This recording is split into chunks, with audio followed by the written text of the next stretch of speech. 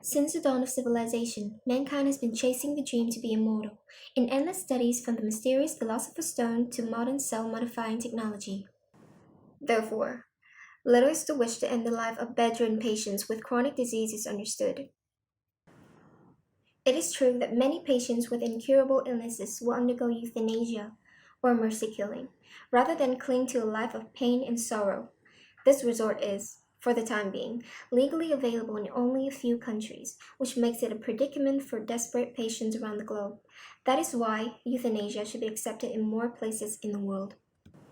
Euthanasia is the practice of intentionally ending a life to relieve pain and suffering, according to Wikipedia, and is also known as mercy death or physician-assisted suicide. The word comes from ancient Greek, which literally translates into good death.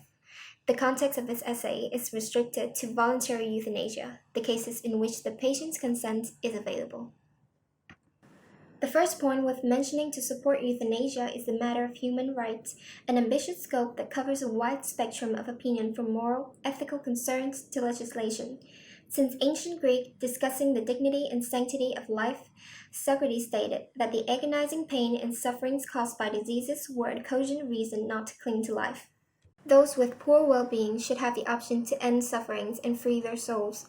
Moving to modern arguments, there are also a number of legal articles and real events regarding the right to die. The most used legislative act is the 14th Amendment to the United States Constitution protecting individual liberties, the core of which is the right to respect one's decision over his or her existence. To further understand the humanistic aspect of mercy killing, one must acknowledge legal cases that eventually accept assisted death.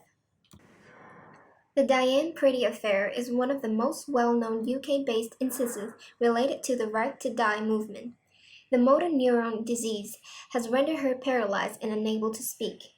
Despite the desire to end her suffering, she found it impossible to perform it alone due to her condition, resulting in Pretty asking her husband to aid. Although the request was initially refused by the Director of Public Prosecution, the European Court found no violation of Article 2 of the European Convention on Human Rights. Therefore, she was given the right to die. In brief, in terms of human rights, euthanasia is broadly supported from ancient saying to modern ethical law.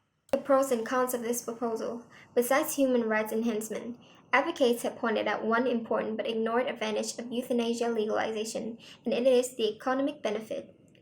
It is validated that euthanasia saves an enormous amount of money for families on hospital fees and medical care.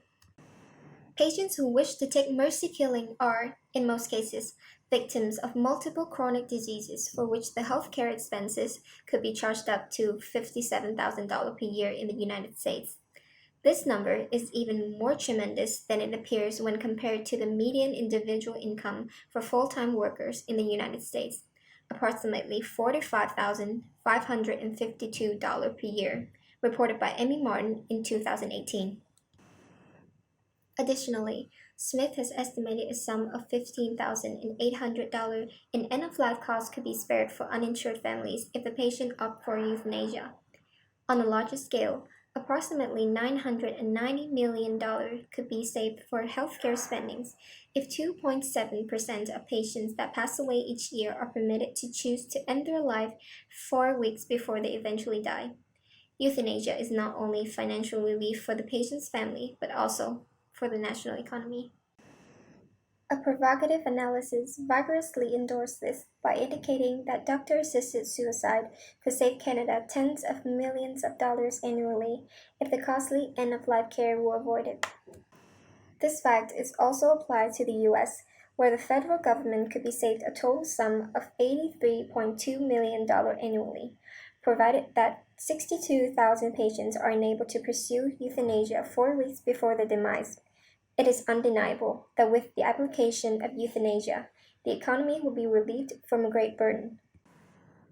Despite what euthanasia offers for the human race, the strong opposition for the method still exists. Research obtained from a hospital in Kragujevac argues that the majority of physicians found this medical procedure ethically unacceptable. However, conducting mercy killing is not an act of murder because the permission for it can only be granted if the patient voluntarily requests it. It is stated in Belgian Act of Euthanasia that in order to carry out euthanasia, the patient must be in a medically futile condition of constant and incurable physical or mental suffering that cannot be alleviated, and he has already considered his choice well and repeatedly. Furthermore, when all the heavy treatments do not work, the pain will only become worse beyond their endurance and render exhaustion. Therefore, euthanasia should be considered a way to liberate the miserable patient from all the pain than an act of murder. Geoffrey Chaucer once said, "Death is the end of every worldly pain," and the saying has held its value till today. Euthanasia will not only relieve the sufferer's pain, but it will also lighten the economic burden to families and nations. These are exactly why the legalization of mercy killing should be encouraged in more countries so that incurable patients around the globe could find themselves a way to put a stop to their agonies.